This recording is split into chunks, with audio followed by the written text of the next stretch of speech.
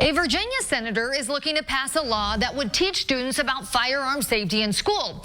SB 129 would have either a school resource officer, law enforcement officer, or an armed forces instructor teach the class. Students of all grades would need to go through at least 2 hours of firearm safety education. But in these classes, they wouldn't be using any guns. They would be learning about what to do if they were to encounter a gun. Now, a similar bill was proposed in Oregon last year, but it didn't get approved. Opponents say schools shouldn't be responsible for teaching children about gun safety. The responsibility lies 100% on the gun owner to keep that firearm secured and to keep it away from minors without, who don't have permission to use it or it's not being used under supervision. So experts say there's also a gray area when it comes to firearm safety education. There have been studies showing when children have been taught about what to do if they find a gun, they usually are good at following through at first. But as time passes, kids forget and end up doing the opposite of what was instructed. Experts believe that students need a different approach. It cannot just be a compliance-based curriculum of you must not or you must. It has to have something about why it's important to not touch it or what you should do instead of touching it. Experts say this isn't to say that students shouldn't have any education on gun safety. It's just a matter of finding a better approach.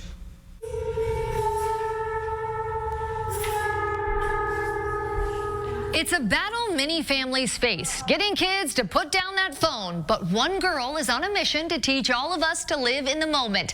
Tomorrow on The Now, one young girl shares her mission as one of the youngest yoga instructors in the country.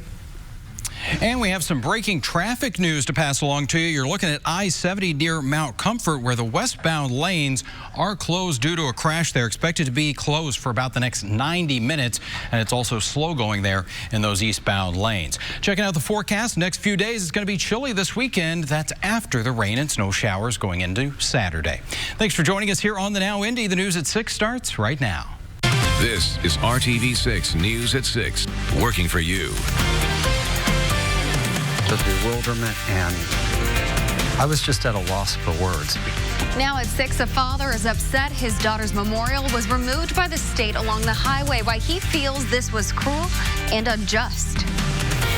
Rain comes first, then a chance for some snow as colder air sweeps in. We'll talk about the timing of that coming up. It's called B-Link. That's a partnership between police and community members who have security cameras, and it's supposed to help officers solve crimes. We find out how it's working so far and how you can get involved. Women at Work, the push at the State House to better support working women in Indiana. 2 special gifts to help hundreds of students do well in school, only on RTV6. We'll show you why these gifts are so incredibly important. First, at 6 o'clock, we do have breaking news to pass along. The westbound lanes of Interstate 70 are closed near Greenfield because of a crash. This is near Mount Comfort Road.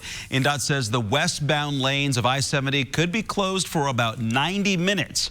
Crews are working right now to clean up the wreckage, so you'll want to avoid westbound I-70 near Greenfield and go another way. We'll keep you updated.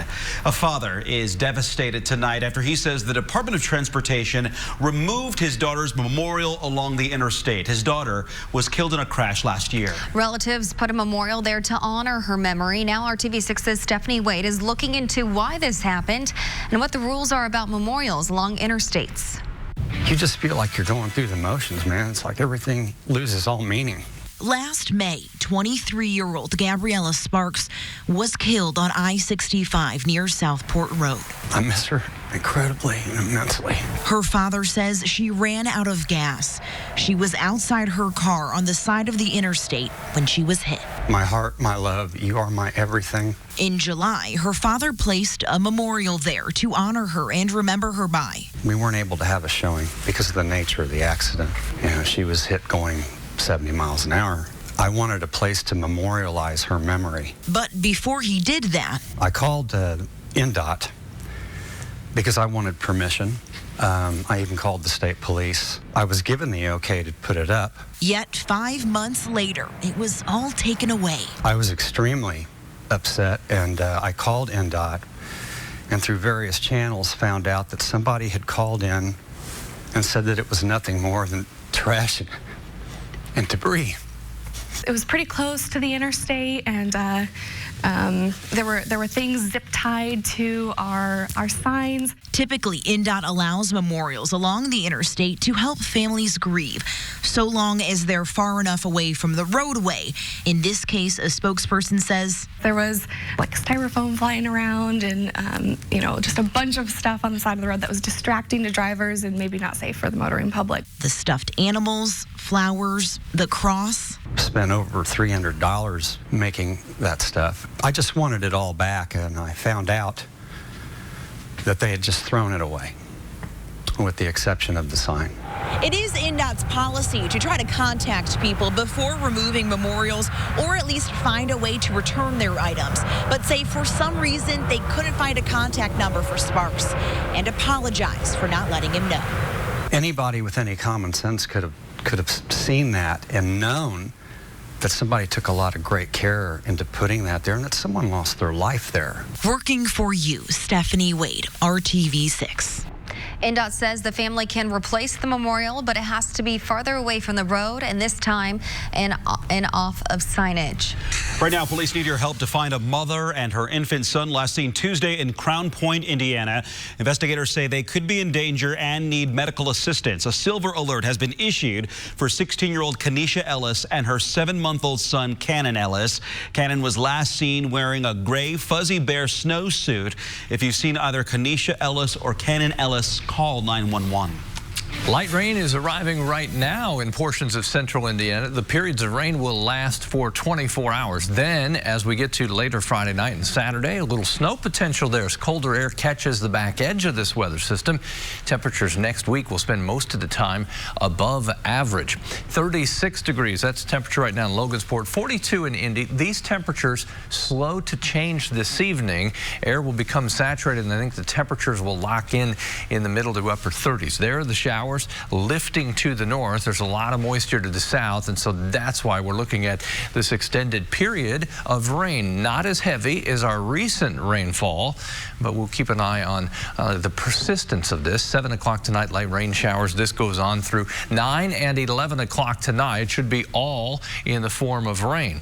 Snow, if you're starved for snow, many of you are. We're 0 for 23 this month as far as measurable snowfall. That may change on Saturday. Some light accumulating snow potential, an inch or less, it looks like in most spots. More details ahead. RTV6 is working to find out if a new police program is helping at all. The B-Link program is a way for IMPD to partner with community members and businesses who own security cameras. Megan Sanctorum is finding out how it's being used. This Church's Chicken at Washington and Post was recently the scene of a robbery. According to a police report, someone walked in with a gun and took off with cash. The whole time, cameras at a nearby business were rolling. They captured the suspect's vehicle and the suspect entering and exiting the business. Turns out those cameras were at Big Red Liquors, a business that partners with IMPD through the B-Link program. The program creates a partnership between police and the community. Businesses that sign up agree to have additional equipment installed on their surveillance systems, giving officers at the Incident Analysis Center direct and instant access to footage. But in this particular case, our detectives were able to get it the next day. We actually saw it the day of and were able to email our detectives the actual video footage the next day. Police say this program allows detectives to get a jump start on their investigation, saving them days, possibly even weeks. It's a quicker process than relying on businesses to save, pull, and provide the video. So far, 4 businesses have signed up. This is an affordable option, particularly for businesses and homeowner associations that are looking for ways to not only protect themselves, but provide a layer of protection for our community.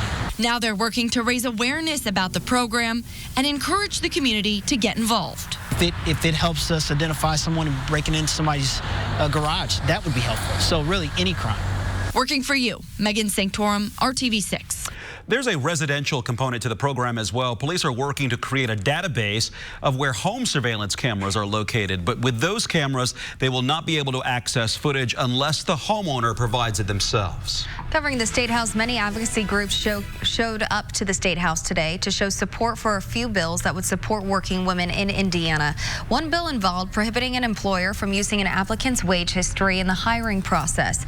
Another would give pregnant women more accommodations at work. That bill has the support of Governor Holcomb at a State of the State address. But one bill that may not get a hearing would establish a paid family medical leave program in Indiana. Women in Indiana make up about half of the labor force, but only about 17% of workers actually have access to paid family leave. And we know how important paid family leave is. It really gets families off on the right start if they've just had a new baby or if they need to care for a loved one who is sick. The bill has been referred to the House Committee on Employment, Labor, and Pensions. It has not been given a hearing. Right now, investigators in Hendricks County are looking for a car involved in a fatal hit and run. That's topping the RTV6 news feed. The Hendricks County Sheriff's Office says 20-year-old Emmanuel Charles Walker Jr. of Plainfield was hit and killed on County Road 100 South near Avon around 6:30 this morning. Deputies say they are searching for a silver Saturn vehicle with front and passenger side damage. The vehicle may also be missing a passenger side mirror. Call the Hendricks County Sheriff's Office with any information. Look at your screen here. This man is accused of crashing into police cars, leading police on a chase and shooting at officers, all with a woman and baby in the car. Marion police say Corey C. Gentry eventually crashed into a tree, ending the chase yesterday. Officers say an 8-month-old baby and 29-year-old woman in the car suffered minor injuries. Gentry is charged with criminal recklessness with a deadly weapon. Police say more charges are coming. Indianapolis firefighters say an autopsy has determined a 65-year-old woman's death appears to be fire-related. Early Wednesday morning, neighbors heard a loud boom on Kildare Avenue on the east side. When firefighters arrived, that home was on fire. Investigators say they found the body of 65-year-old Gloria Lawson. The Indianapolis Fire Department says they think the fire started because of unattended grease on the stove. Investigators say the loud booms were from home oxygen canisters. A baby is okay tonight after being surrendered in a Safe Haven baby box in Seymour this morning. According to information from the group Safe Haven Baby Boxes, the baby is healthy after someone put the child in a baby box at the Seymour Fire Department. Firefighters immediately took the baby to a hospital for care. Indiana University in Bloomington says it will no longer require all prospective students to submit standardized test scores on their applications. It means undergraduates applying for the fall 2021 term can choose whether or not to have their SAT or ACT scores considered as part of their application. The university says they made the change because some students feel that their scores do not accurately reflect their academic potential. A giant in the world of journalism has passed away. Longtime host of PBS NewsHour, Jim Lehrer, has died at the age of 85. PBS says he died peacefully in his sleep. Aside from his duties on PBS NewsHour, Lehrer was also a frequent moderator of presidential debates. He once wrote that it was ironic that the Watergate hearings helped establish the importance of public TV since President Richard Nixon hated public broadcasting. Again, PBS's Jim Lehrer has died at the age of 85. Well, special gifts tonight for hundreds of students trying to do well in school. We'll show you why the 2 gifts they received are so important for them moving forward.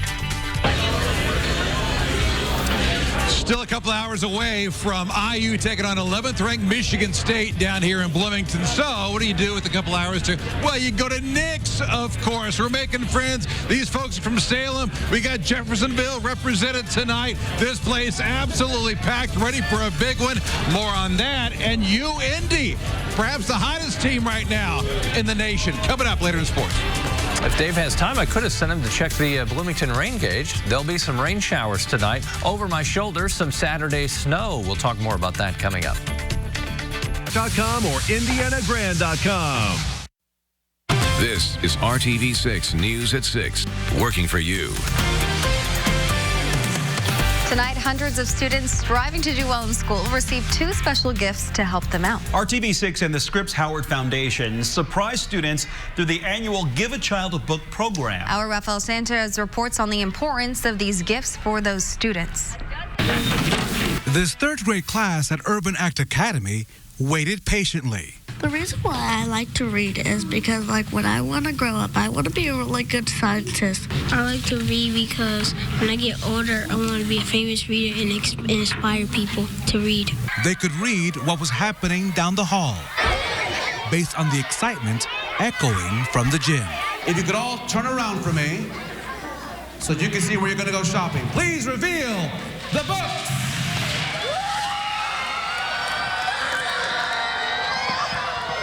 Urban Act Academy. These are your books. You are going shopping for 2 books right now. These were among the first students to find out that they could pick any 2 books they wanted to take home to read. You want to stick it up? The book giveaway Dear Murphy. is part of a literacy initiative through RTV6's parent company, Scripps Media. The program allows monetary donations from RTV6 employees to be doubled by the Scripps Howard Foundation, all in an effort to buy books. Lots of books. And what kind of books do you have? Aladdin and Paw Patrol. Now, do you guys like to read? Yeah, Why? because it's fun. Urban Act Academy serves students facing tough economic challenges. Their education at times is not the priority, as about 1/3 of the families struggle with permanent housing. That's why in this school, every book could help a child out of poverty. It's definitely not just a book. Like I said, building a love for reading just transfers directly to our students being able to advocate for themselves and really being self-sufficient and empowered leaders. You like Frozen? Look how cool this is. Are you ready to check out? You want to go over there? Yes. This is 3rd grade. Simone, Demetrius, Curtis, and Jolie. The books will make it into the classroom. The goal? Reading success. Working for you in Indianapolis, Rafael Sanchez, RTV6. And as part of the Give a Child a Book program, students at Urban Act Academy will get another 2 free books at the end of the school year before heading off into the summer break. I thought you'd say head off into the sunset. We didn't have a lot of the sun this evening. We've had clouds dominate, temperatures right around 40 degrees in the metro. That's important with this rain moving in. We will stay on the mild side of the weather system for the next 24 hours. Then the cooler air will sneak in as we get to our Saturday. There's the green glow of the very light rain showers, more substantial rain to the south. Okay, what changes Saturday? Some colder air moves in. Notice our temperatures, ground level should still be above freezing, which means snow primarily melting on contact with roadways. We say more accumulation potentially on the grassy surfaces, dry as we get to Sunday. Here's your potential rainfall that will take us into Saturday morning before we transition over to some light snow. A little heavier rain east along the state line with Ohio, 1/2 an inch generally speaking. As far as our snowfall potential, 1 inch or less in most locations, could be a spot or two that sees a little more in the western portion of the state. Certainly nothing overwhelming. Our temperatures tomorrow, they'll start in the 30s and pretty much stay there. May climb into the low 40s through the afternoon hours. You'll also notice the wind a little bit stronger, gusting to 20 miles per hour. There are your temperatures above average for this time of the year. It won't rain all day long. We'll see some breaks in there. 7 a.m. raining. Then as we go through the early afternoon, you begin to see some pockets here where we dry out for a while. That extends into Friday night. Overnight, the cooler air starting to filter back into the state. Wake up Saturday morning with some snow in the western portion of the state. Temperatures at or above freezing.